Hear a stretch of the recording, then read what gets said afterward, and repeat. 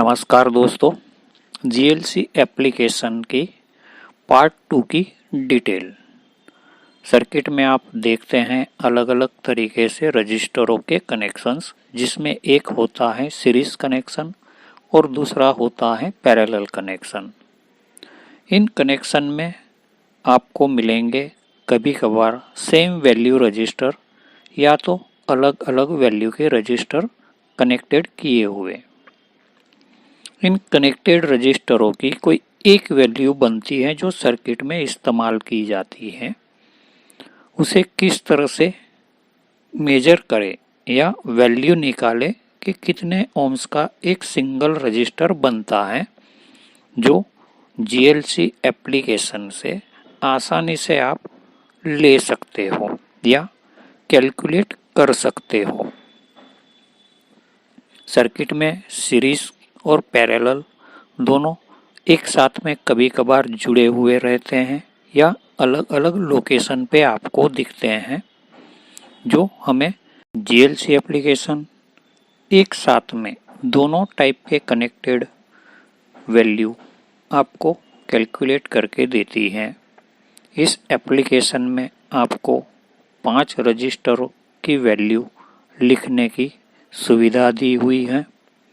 2 register R1 और R2 आपको compulsory डालने हैं, या फिर 3 रजिस्टर हो या 4 या 5, उनकी वैल्यू यहाँ पर एंटर करने से आपको कनेक्टेड सीरीज या तो पैरेलल रजिस्टर की वैल्यू मिल सकती है।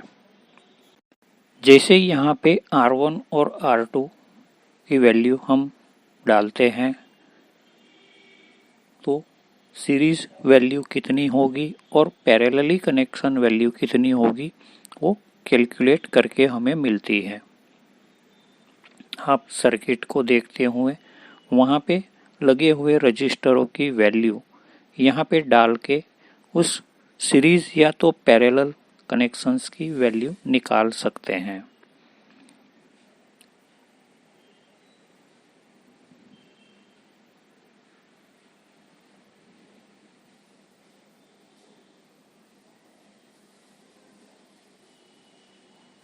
एक सिंपल सी एप्लीकेशन है। 5 रजिस्टर एक साथ में कभी कभार सीरीज या तो पैरेलल में कनेक्शन किए हुए हमें मिलते ही हैं, और वैल्यू चेक करने के लिए कोई कैलकुलेशंस फॉर्मूला होनी चाहिए, कैलकुलेटर होना चाहिए,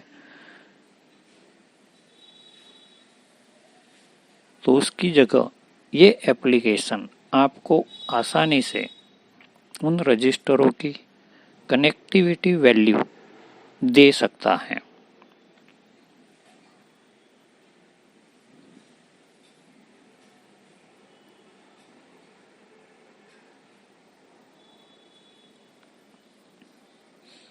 जैसे R3 पे अगर कोई रजिस्टर है तो आप R3 चेकबॉक्स क्लिक कीजिए और उस रजिस्टर की वैल्यू एंटर कीजिए।